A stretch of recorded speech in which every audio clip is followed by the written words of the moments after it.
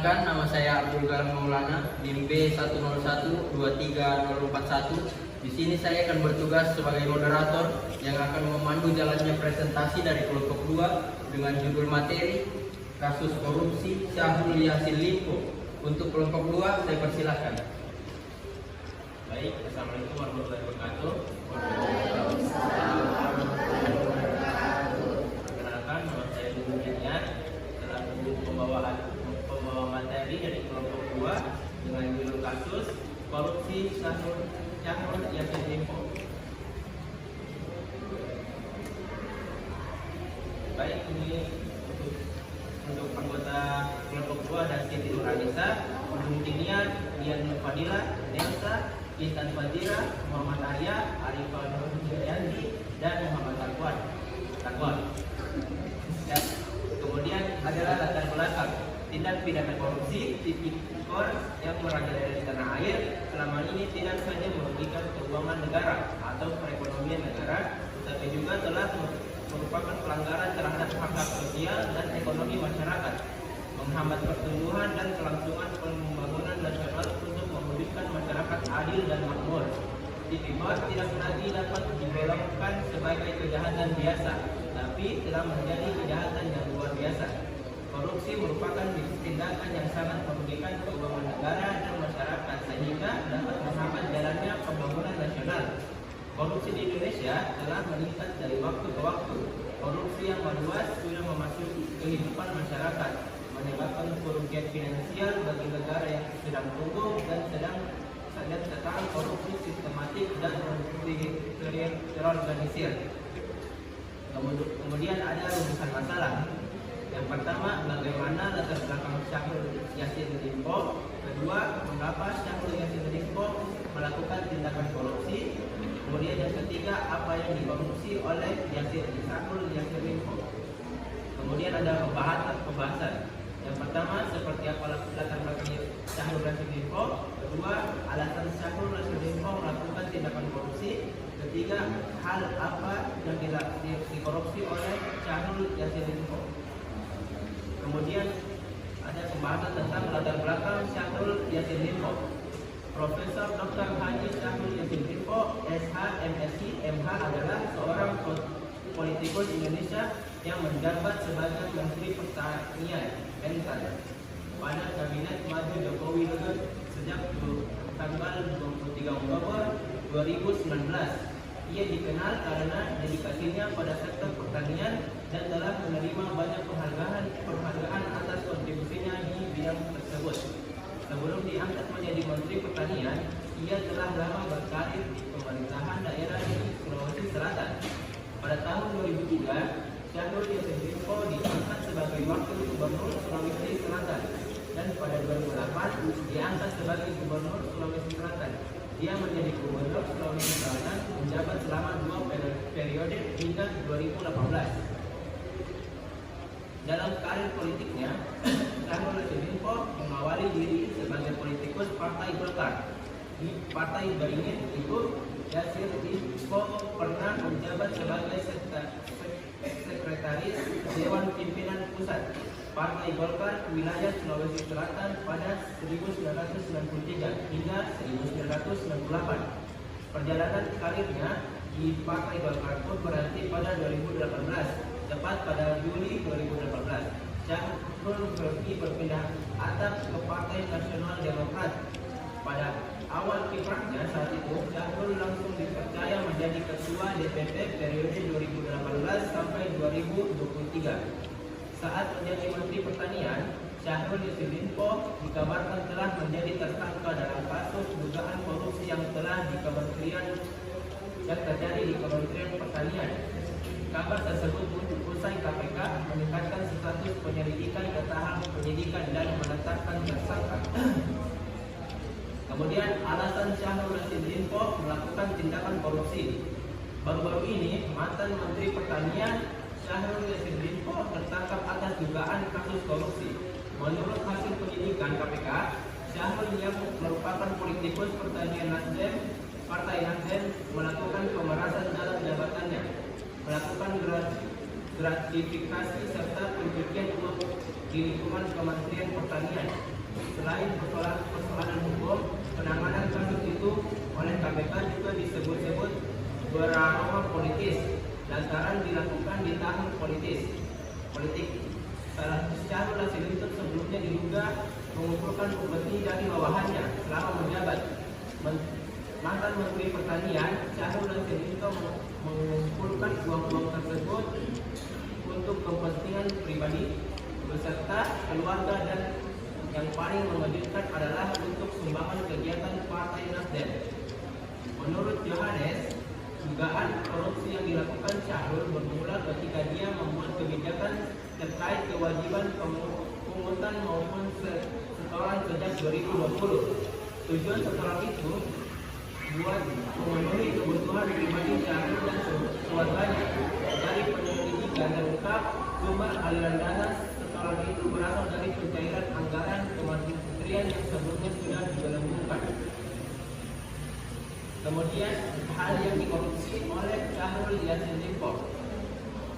Mantan Menteri Pertahanan Syahrul Yassin Limpo diduga menerima gratifikasi dan memeras pada dua dengan total nilai 44,5 miliar rupiah. Uang hasil pemerasan itu mengalir ke istri Yassin Limpo hingga ke Nasdem yang menaungi Yassin Limpo. Bermula ketika Syahrul Yassin Limpo diangkat sebagai menteri pada Oktober 2019. Beberapa bulan kemudian, Syahrul Yassin Limpo disebut jaksa memerintah sejumlah anak buah untuk memotong anggaran sebesar 20% pada masing-masing direktorat dan di Kementan. Potongan uang itu diarahkan untuk kepentingan pribadinya.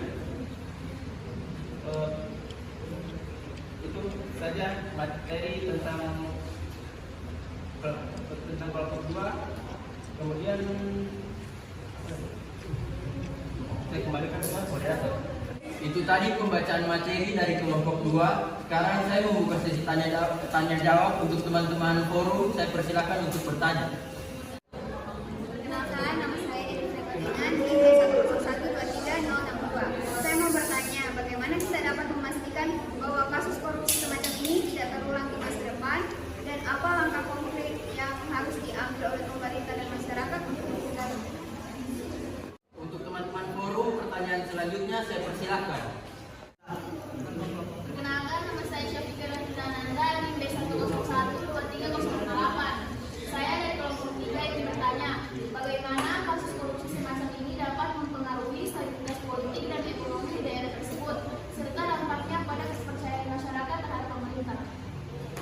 Pertanyaan selanjutnya saya persilakan.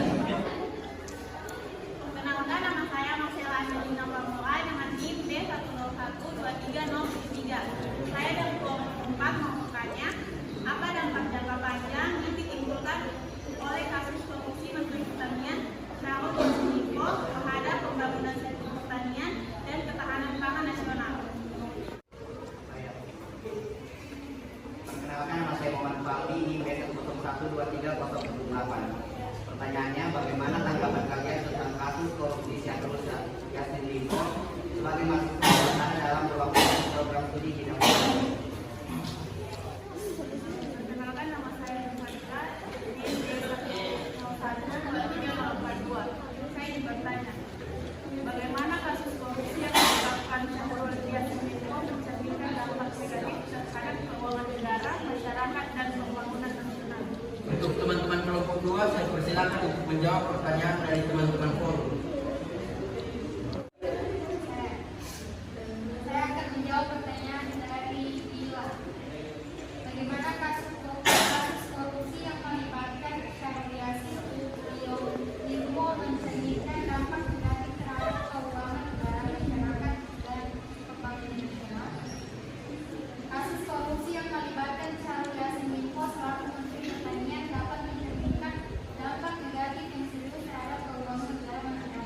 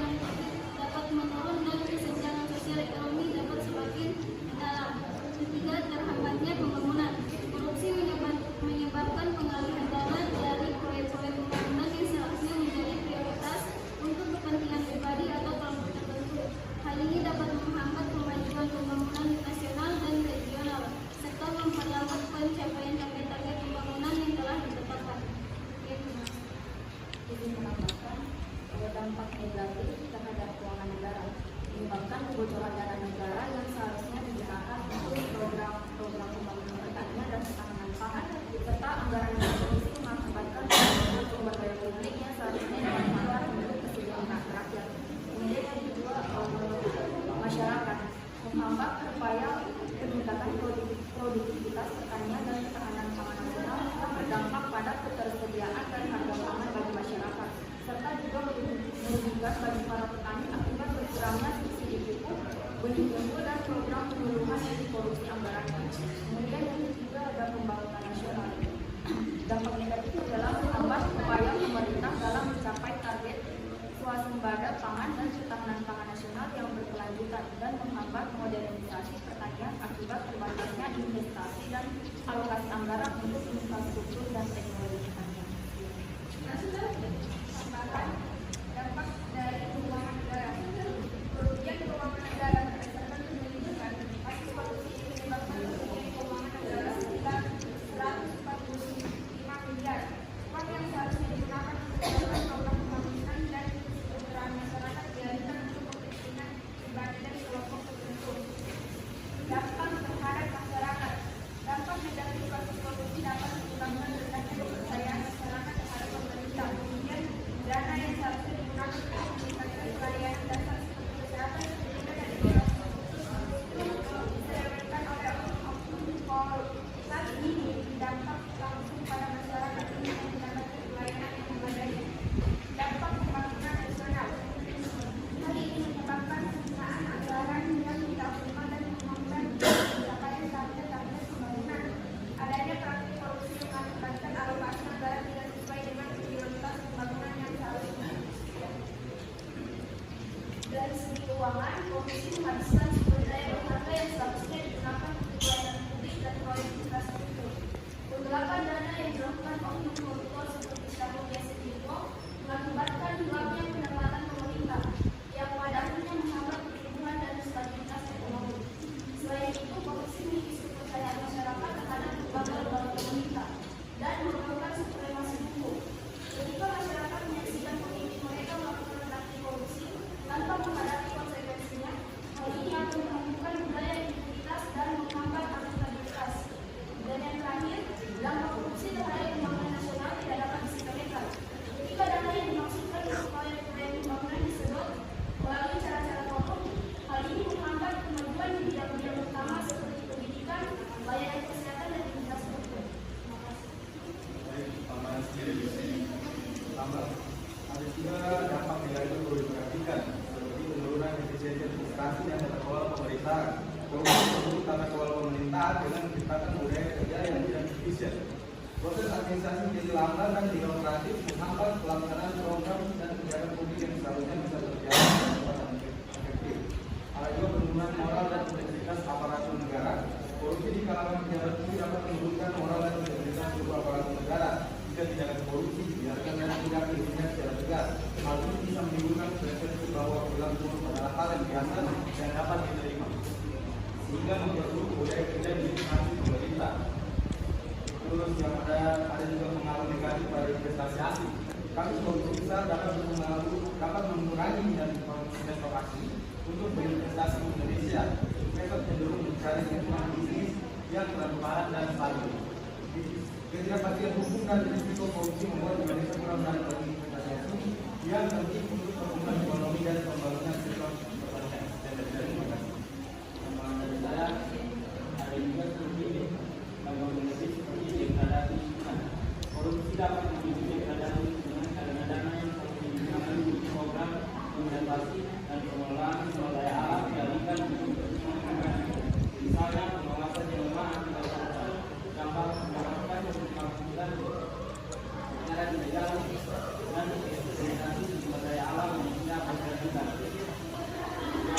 Sumber daya publik tapi usaha budaya Limpo dapat mengikuti dengan terhadap pemerintah dan budaya itu dapat merasa tidak secara politik serta mengurangi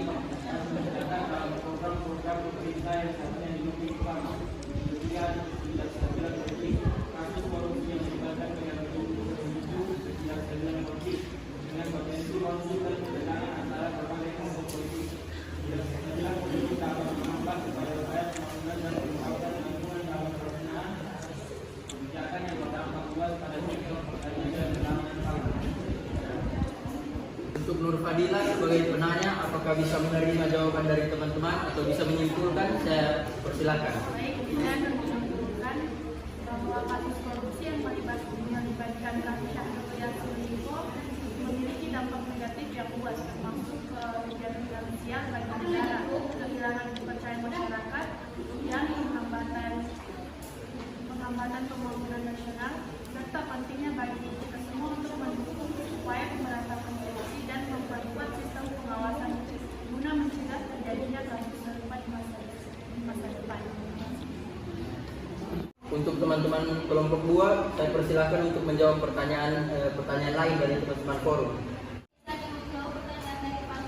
Pertanyaannya, bagaimana tanggapan kalian tentang kasus korupsi Syahrul Yassin Limpo sebagai mahasiswa yang berada dalam ruang lingkup program studi di bidang politik? Sebagai mahasiswa yang berada dalam ruang lingkup program studi di bidang politik, kasus korupsi Syahrul Yassin Limpo dapat dianalisis dari berbagai perspektif, baik dari sudut pandang teori politik, etika pemerintah, maupun implikasinya terhadap sistem politik dan kebijakan publik. Kasus ini mencerminkan kegagalan institusi dalam mencegah dan mendeteksi praktik korupsi. Hal ini menunjukkan bahwa meskipun ada mekanisme pengawasan, institusi tersebut mungkin tidak berfungsi secara optimal karena lemahnya implementasi atau intervensi politik. Kasus ini juga menunjukkan adanya krisis demokrasi di kalangan pejabat publik. Sebagai mahasiswa politik, hal ini menekankan pentingnya etika dan akuntabilitas dalam kepemimpinan dan pemerintahan.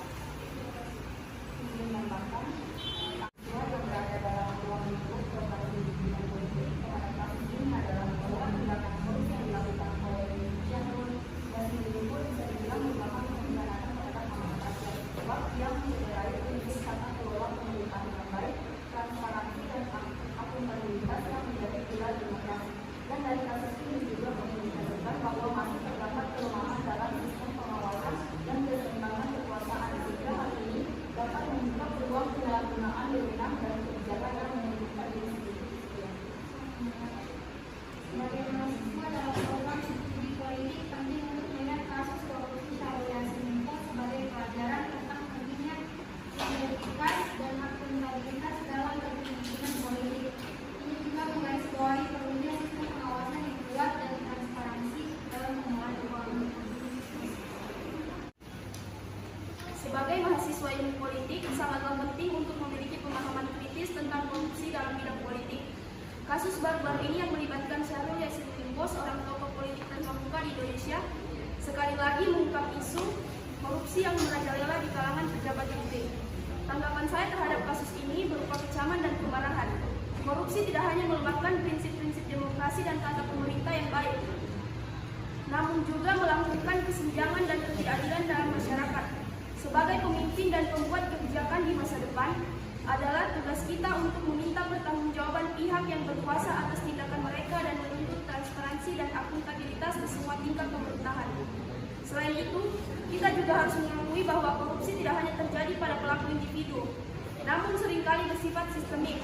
Kasus ini menjadi pengingat bahwa reformasi struktural diperlukan untuk mengatasi akar penyebab korupsi dan mencegah kejadian serupa terjadi di masa depan. Terima kasih. Baik, tambahan sedikit dari saya. Tambahan saya, kasus ini menyoroti pentingnya belajar dari praktik-praktik anti korupsi di negara lain yang berhasil. Memahami bagaimana negara lain menangani korupsi dapat memberikan wawasan berharga untuk diadaptasi dalam konteks Indonesia. Hal ini penting untuk memperkuat upaya anti korupsi dan memastikan bahwa reformasi yang dilakukan efektif dan berkelanjutan. Sekian dari saya. Sebagai mahasiswa yang mendalami bidang politik, kasus korupsi Syahrul Yassin Limpo dipandang dari berbagai sudut pandang yang berbeda terkait seperti penguatan narasi korupsi. Kasus ini memperkuat narasi bahwa korupsi masih menjadi masalah sistematis di Indonesia, terutama tingkat tinggi pemerintahan. Meskipun berbagai upaya telah dilakukan untuk memberantas korupsi, kasus seperti ini menunjukkan bahwa tantangan tersebut masih jauh dari kata selesai. Ya, terima kasih. Untuk Muhammad Faldi sebagai penanya, saya persilakan untuk menyimpulkan atau mungkin ada yang ditambahkan dari jawaban teman-teman penyaji. Saya persilakan.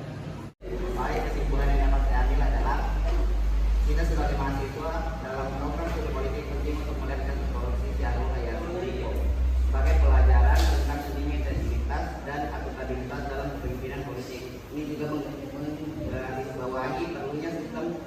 pengawasan yang kuat dan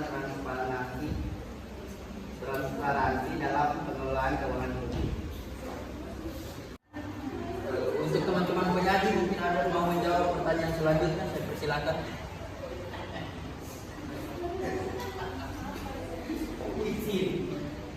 Baiklah, saya akan menjawab pertanyaan dari peserta. Apa dampak yang terpanjang yang ditimbulkan oleh kasus korupsi Menteri Pertanian Syahrul Yassin Limpo terhadap pembangunan sektor pertanian dan ketahanan pangan nasional? Yang pertama adalah penurunan kepercayaan publik dan investor. Kasus korupsi tidak tertinggi dapat mengurangi kepercayaan publik dan investor terhadap pemerintah dan sektor pertanian. Tidak percayaan ini dapat menyebabkan mengurangi investasi di sektor pertanian yang pada gilirannya menghambat pengembangan teknologi dan infrastruktur pertanian. Yang kedua, penghambatan program dan kebijakan pertanian. Korupsi dapat menghambat implementasi program dan kebijakan yang dirancang untuk meningkatkan produktivitas pertanian. Anggaran yang seharusnya digunakan untuk pengembangan infrastruktur, produksi petani dan kemudian tangan dulu gini. sasaran yang tepat. Korupsi mengakibatkan kerugian ekonomi besar. Anggaran yang disalahgunakan berat itu tidak dapat digunakan untuk meningkatkan kapasitas produksi, modernisasi peralatan pertanian atau untuk program pelatihan bagi petani. Hal ini menghambat peningkatan hasil pertanian dan daya saing produk pertanian di pasar global. Yang keempat adalah penurunan produktivitas dan kualitas pertanian. Dampak dari korupsi bisa dilihat pada penurunan produktivitas dan kualitas hasil pertanian. Jika dana yang dilakukan untuk teknologi dan teknologi pertanian bisa diselesaikan, petani tidak akan menerima dukungan yang mereka butuhkan untuk meningkatkan produksi. Kelima, ketahanan pangan yang besar. Ketahanan pangan nasional bisa terancam akibat korupsi. Jika dana yang tidak digunakan untuk memperkuat sektor pertanian secara benar, kapasitas negara untuk memproduksi pangan yang cukup untuk mengandung kebutuhan domestik bisa berkurang. Hal ini bisa menyebabkan ketergantungan pada impor pangan yang rentan terhadap fluktuasi harga internasional dan ketidakstabilan harga global. Ada juga penurunan inovasi yang bisa pertanian. Korupsi dapat mengalihkan dana yang seharusnya dialokasikan untuk penelitian dan pengembangan di sektor pertanian. Tanpa inovasi, sektor pertanian tidak akan mampu beradaptasi dengan perubahan iklim, hama dan penyakit baru yang bisa mengancam produksi pangan. Ini mengakibatkan stagnasi teknologi dan metode pertanian yang kurang efisien.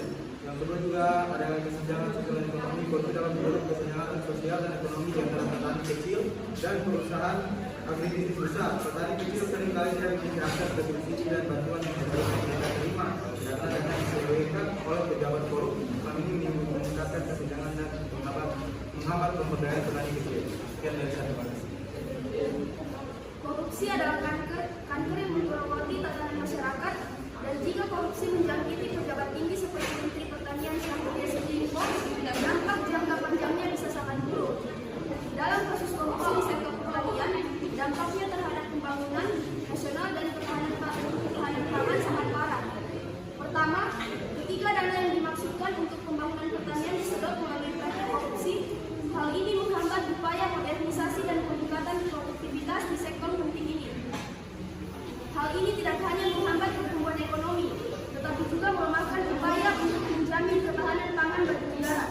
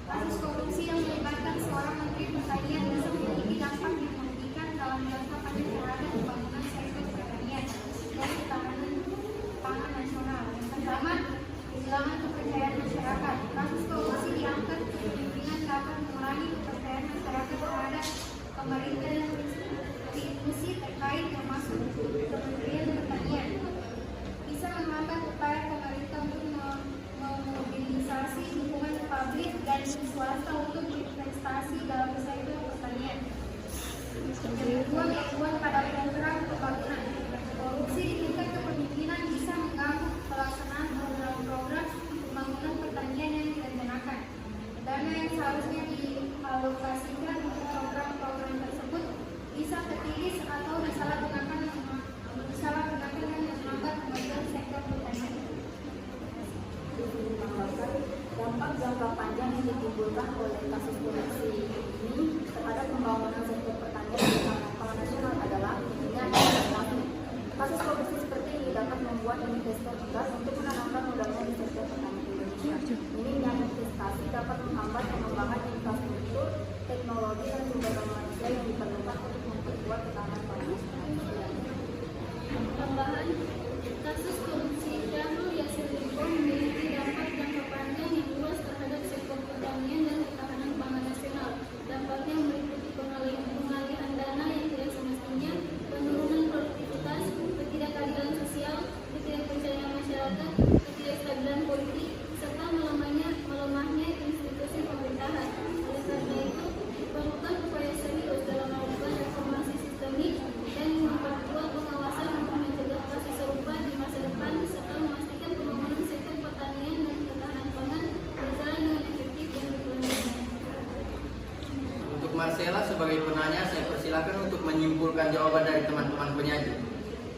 Baik, kesimpulan yang dapat saya ambil dan jawaban teman-teman penyaji bahwa kasus korupsi yang melibatkan Menteri Pertanian memiliki dampak negatif yang signifikan dan luas, baik terhadap pembangunan sektor pertanian maupun ketahanan pangan nasional.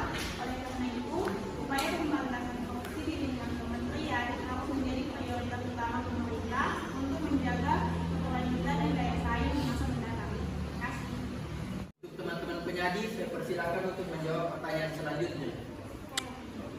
Baik, saya akan menjawab pertanyaan dari Rika. Bagaimana kasus korupsi semacam ini dapat mempengaruhi stabilitas politik dan ekonomi di daerah tersebut, serta dampaknya pada kepercayaan masyarakat terhadap pemerintah.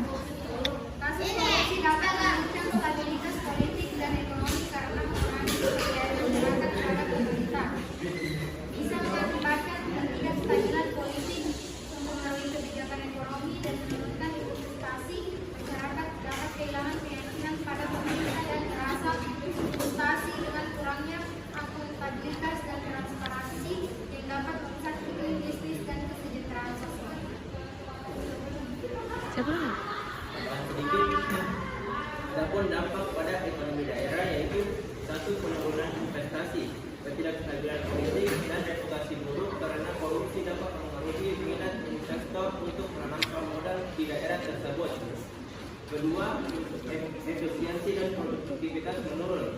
Korupsi mengarah pada alokasi sumber daya tidak efisien, menghambat pelaksanaan proyek-proyek pembangunan dan memperlambat pertumbuhan ekonomi daerah.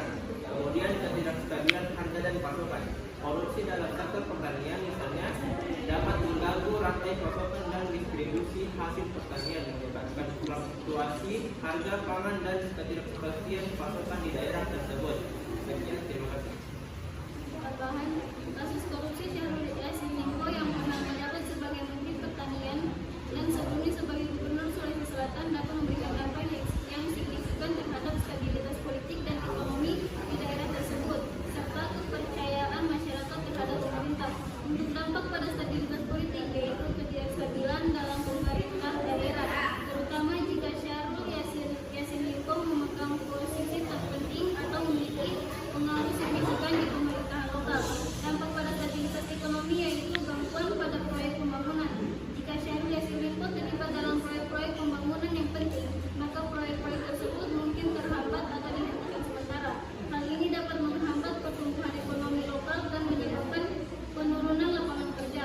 Dan dampak pada kepercayaan masyarakat terhadap pemerintah yaitu meningkatnya ketidakpuasan dan protes masyarakat yang merasa kecewa dan marah dengan tindakan korupsi. Mungkin akan mengadakan protes atau demonstrasi. Ketidakpuasan yang meningkat ini dapat memicu ketegangan sosial dan memperburuk stabilitas politik di daerah tersebut.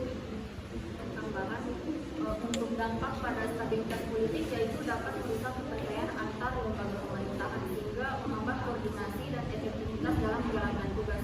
Dan itu kasus korupsi ini juga bisa saja dapat dimanipulasi memicu polarisasi politik dan memperparah ketegangan sosial. Kemudian dampak pada stabilitas ekonomi, yaitu pengurangan dana pembangunan. Ketika dananya disalahgunakan, maka anggaran yang seharusnya dialokasikan untuk pembangunan infrastruktur dan yang lainnya itu akan berkurang sehingga menghambat pertumbuhan ekonomi. Kemudian dampak pada kepercayaan masyarakat, yaitu dapat merusak kredibilitas dan integritas pemerintah di mata masyarakat. Masyarakat bisa semakin skeptis dan curiga terhadap kinerja dan kebijakan pemerintah. Kasus korupsi yang melibatkan Syahrul Yassin Limpo dapat berdampak signifikan terhadap stabilitas politik dan ekonomi di daerah tersebut serta kepercayaan masyarakat terhadap pemerintah. Dampak pada stabilitas politik dapat memicu ketidakpercayaan dan kekecewaan publik terhadap pejabat pemerintah, memicu keresahan dan ketegangan politik di masyarakat. Hal ini dapat memicu protes, demonstrasi, atau bahkan instabilasi politik yang dapat mengganggu jalannya pemerintahan. Kepercayaan publik terhadap integritas dan kredibilitas pemerintah lokal dapat menurun, mempersulit upaya pemerintahan untuk menjalankan kebijakan dan program. Dampak pada stabilitas ekonomi. Kasus korupsi dapat menyebabkan hilangnya dana publik yang seharusnya digunakan untuk pembangunan dan kesejahteraan masyarakat. Hal ini dapat berdampak pada investasi, pertumbuhan ekonomi, dan kesejahteraan masyarakat di daerah tersebut.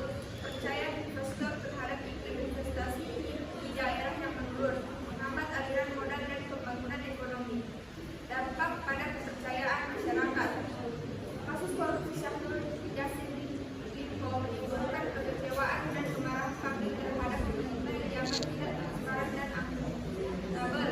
Hal ini dapat menggerus kepercayaan masyarakat terhadap pemerintah dan lembaga pemerintah, serta komitmen masyarakat untuk terlibat dalam proses politik dan pembangunan. Jika dibiarkan berkelanjutan, hal ini dapat memperparah aliansi masyarakat terhadap pemerintah dan lembaga publik. Ketika kasus-kasus korupsi seperti ini terbuka, dampaknya akan sangat luas terhadap stabilitas politik dan ekonomi di wilayah yang terkena dampak. Secara politis, praktik korupsi dapat mengganggu stabilitas pemerintah dengan melemahkan legitimasinya dan mengikis kepercayaan masyarakat. Hal ini dapat menyebabkan keresahan sosial, protes, dan bahkan pergantian rezim. Secara ekonomi, korupsi menghambat pembangunan dengan mengalihkan sumber daya dari layanan penting dan proyek infrastruktur. Hal ini menciptakan persaingan yang tidak seimbang bagi dunia usaha, menghambat persaingan dan menghambat pertumbuhan ekonomi. Terlebih lagi, ketika korupsi merajalela, maka akan melahirkan budaya ketidakpercayaan masyarakat terhadap pemerintah, kurangnya kepercayaan terhadap lembaga-lembaga publik, dan dapat menimbulkan konsekuensi jangka panjang terhadap kohesi sosial dan kesejahteraan masyarakat secara keseluruhan. Terima kasih. Tambahan sedikit untuk dampak pada kebijakan masyarakat terhadap pemerintah, yaitu ada juga alienasi generasi muda. Generasi muda yang menyaksikan ketidakadilan dan korupsi mungkin merasa teralienasi dan kehilangan motivasi untuk berpartisipasi dalam pembangunan daerah. Mereka mungkin lebih memilih untuk menjadi peluang di tempat lain atau bahkan enggan terlibat dalam upaya perubahan sosial politik di masa depan. Ada juga kerentanan terhadap radikalisasi, ketidakpuasan yang mendalam terhadap pemerintah bisa dimanfaatkan oleh kelompok-kelompok radikal untuk merekrut anggota baru masyarakat yang merasa tidak mendapat keadilan dan perlindungan dari pemerintah mungkin lebih rentan terhadap ideologi radikal yang semakin berlawanan. Untuk Syafika sebagai penanya, saya persilakan untuk menyimpulkan jawaban dari teman-teman penyaji. Baik, kesimpulan yang bisa saya ambil dari jawaban penyaji yaitu kasus korupsi yang melibatkan tokoh politik seperti Syahrul Limpo dapat memiliki dampak yang luas. Secara politik, hal itu bisa mengganggu stabilitas karena menimbulkan ketidakpercayaan terhadap pemerintah setempat. Secara ekonomi, investasi bisa terpengaruh karena investor mungkin merasa risiko bisnis meningkat. Kepercayaan masyarakat terhadap pemerintah juga bisa terkikis, mempengaruhi legitimasi dan kepatuhan terhadap aturan. Terima kasih. Untuk teman-teman penyaji, saya persilakan untuk menjawab pertanyaan selanjutnya. Baik, saya menjawab pertanyaan dari Devi. Bagaimana kita dapat memastikan bahwa kasus korupsi semakin akan terjadi dan terulang di masa depan, dan apa langkah konkret yang harus diambil oleh pemerintah dan masyarakat untuk mencegahnya. Untuk mencegah kasus korupsi semacam itu terulang di masa depan, penting untuk mengambil langkah konkret di berbagai level. Di sisi pemerintahan diperlukan penegakan hukum yang tegas dan transparan, termasuk penyelidikan yang teliti, penuntutan yang adil, dan hukuman yang sesuai dengan pelanggaran yang dilakukan. Ada reformasi sistem pengawasan dan pelaporan juga penting untuk mencegah korupsi. Masyarakat juga dapat berperan dengan meningkatkan kesadaran akan pentingnya integritas dan transparansi dalam pemerintah, serta mengawasi tindakan pejabat publik secara aktif melalui partisipasi dalam pengawasan sosial dan penggunaan mekanisme pelaporan yang ada. Ini memerlukan pendidikan tentang nilai-nilai etika dan tata kelola yang baik sejak dini, serta meningkatkan kesadaran akan hak-hak dan tanggung jawab sebagai warga negara. Sekian dari saya, terima kasih. Tambahan, salah satu langkah konkret yang bisa dilakukan pemerintah adalah memperkuat undang-undang dan mekanisme penegakan anti korupsi. Hal ini termasuk menciptakan sistem pelaporan dan investigasi dugaan korupsi yang transparan dan akuntabel, serta menerapkan hukuman berat terhadap mereka yang dinyatakan bersalah melakukan praktik korupsi. Selain itu, menerapkan langkah-langkah untuk mendorong perilaku etis di kalangan pejabat publik seperti program pelatihan etika wajib dapat membantu mencegah kasus korupsi di masa depan. Di sisi lain, masyarakat juga memainkan peran penting dalam mencegah korupsi dengan meminta pertanggungjawaban pejabat publik atas tindakan mereka dan mendukung transparansi yang lebih besar dalam operasional pemerintah. Organisasi masyarakat sipil dapat memainkan peran penting dalam memantau kegiatan pemerintah dan mengungkap praktik korupsi. Sementara warga negara dapat menggunakan hak mereka untuk berpartisipasi dalam proses pengambilan keputusan dan menuntut akuntabilitas dari wakil-wakil mereka yang terpilih. Langkah-langkah konkret yang harus diambil oleh pemerintah dan masyarakat untuk mencegahnya. Menerapkan teknologi. Pemerintah dapat memanfaatkan teknologi informasi untuk meningkatkan transparansi dan efisiensi dalam pengelolaan keuangan negara. Penggunaan sistem elektronika untuk lelang kontrak dan pengadaan barang atau jasa dapat mengurangi risiko korupsi. Pelibatan sektor swasta. Pelibatan sektor swasta juga harus berperan lebih aktif dalam mencegah korupsi. Perusahaan harus mengadopsi praktik bisnis yang etis dan mematuhi standar transparansi. Kemitraan antara pemerintah dan sektor swasta dalam pengelolaan sumber daya dan pembangunan proyek dapat meningkatkan pengawasan dan mengurangi risiko korupsi. Langkah konkret yang perlu diambil oleh pemerintah yaitu membentuk badan komisi khusus pengawas anggaran yang independen dan memiliki kewenangan untuk mengaudit semua pengelolaan keuangan pemerintah. Kemudian untuk masyarakat yaitu membudayakan nilai-nilai anti korupsi sejak dini melalui pendidikan di sekolah dan lingkungan keluarga, serta terus berperan aktif untuk mengawasi dan melaporkan kepada aparat penegak hukum jika menemukan indikasi penyalahgunaan anggaran. Tambahan, untuk memastikan agar kasus korupsi yang melibatkan Syahrul Yassin Limpo tidak terulang di masa depan, memerlukan pendekatan komprehensif. Untuk mencegahnya ada beberapa langkah konkret yang dapat diambil oleh pemerintah dan masyarakat. Langkah yang dapat diambil masyarakat yaitu melakukan laporan dan pengaduan. Hal ini mendorong masyarakat untuk melaporkan dugaan korupsi melalui saluran resmi yang disediakan oleh pemerintah dan lembaga terkait. Langkah yang dapat diambil oleh pemerintah yaitu melakukan reformasi dalam sistem perekrutan dan promosi pegawai negeri untuk memastikan bahwa hanya individu yang berintegritas dan berkompeten yang menduduki posisi strategis. Untuk Devi sebagai penanya, saya persilakan untuk menyimpulkan jawaban dari teman-teman penyanyi. Baik, kesimpulan yang dapat saya ambil yaitu untuk mencegah terulangnya kasus korupsi serupa di masa depan diperlukan langkah konkret dari pemerintah dan masyarakat. Antara lain, pemerintah memperkuat sistem pengawasan, transparansi, dan akuntabilitas, serta memperkuat kapasitas penegak hukum. Masyarakat meningkatkan kesadaran, partisipasi, dan budaya intoleransi terhadap korupsi, serta mendorong transparansi pemerintah. Keberhasilan dalam memerangi korupsi melalui upaya yang komprehensif dan berkelanjutan akan memberikan dampak positif yang signifikan bagi pembangunan nasional yang lebih adil dan berkelanjutan. Baik, izinkan saya untuk membacakan kesimpulan kita pada pagi hari ini, yaitu Profesor Dr. Hadi Syahrul Yassin Limpo, SH, MSI, SMH, adalah seorang politikus Indonesia yang menjabat sebagai Menteri Pertanian atau Mentan pada Kabinet Maju Joko Widodo sejak 23 Oktober 2019. Menteri Pertanian Syahrul Yassin Limpo saat ini dikabarkan telah menjadi tersangka dalam kasus dugaan korupsi yang terjadi di Kementerian Pertanian. Kabar tersebut muncul usai KPK meningkatkan status penyelidikan ke tahap penyidikan dan menetapkan tersangka. Syahrul Yassin Limpo sebelumnya diduga mengumpulkan upeti dari bawahannya selama menjabat. Mantan Menteri Pertanian atau Mentan Syahrul Limpo mengumpulkan uang tersebut ternyata untuk kepentingan pribadi beserta keluarga dan yang paling mengejutkan untuk sumbangan kegiatan Partai Nasdem. Mungkin cukup sekian diskusi kita pada pagi hari ini. Apabila ada salah kata, saya mohon maaf. Assalamualaikum warahmatullahi wabarakatuh. Waalaikumsalam.